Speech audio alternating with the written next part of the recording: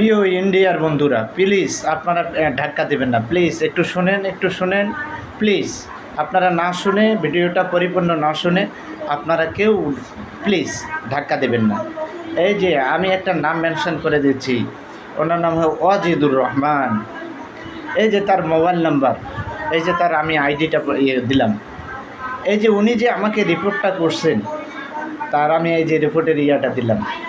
ভাই একটু কিসের জন্য রিপোর্টটা মারলো আর কিসের জন্য উনি রিপোর্টটা করলো, একটু বিস্তারিত শুনবেন না? তাহলে একটু শোনেন। আমি তার লাইভে গেছি।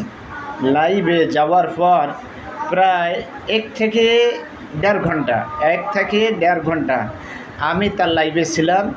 প্রায় 21 থেকে 22 জন আমি বন্ধ করছি। 21 থেকে 22 জন বন্ধ করছি, তাও ফাঁকে ফাঁকে বন্ধ করছি এই লোকটার লাইভে।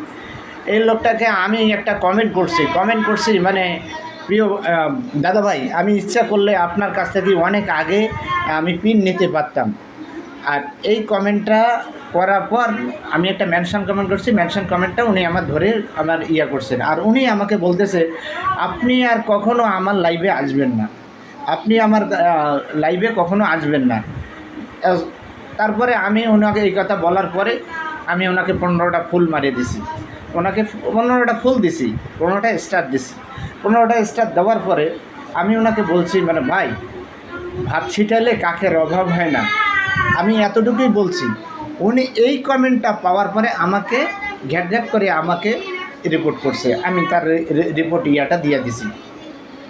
এই লোকটা বরঞ্চ আমাকে গালি দিছে বাস্টার্ড বলে, আমাকে বাস্টার্ড বলে গালি দিছে। আমি যে তারপর আমি ওনাকে গালি দেইনি, আমি শুধু একটা কমেন্টে করছি, যারা মানুষকে গালি দেয় তারা হলো অবৈধ সন্তান। কারণ আমি প্রমাণ দিচ্ছি, হাদিস দিয়ে প্রমাণ দিচ্ছি আপনাদেরকে, আমি হাদিস দিয়ে প্রমাণ দেব। কারণ আল্লাহ রসুলকে এক লোক গালি দিছিল। এক লোক যখন গালি দিছিল, আল্লাহর রসুল বলল, ওমর বলল, হুজুর আপনি একটু অনুমতি দেন, ওর কল্লাটা আলাদা করব।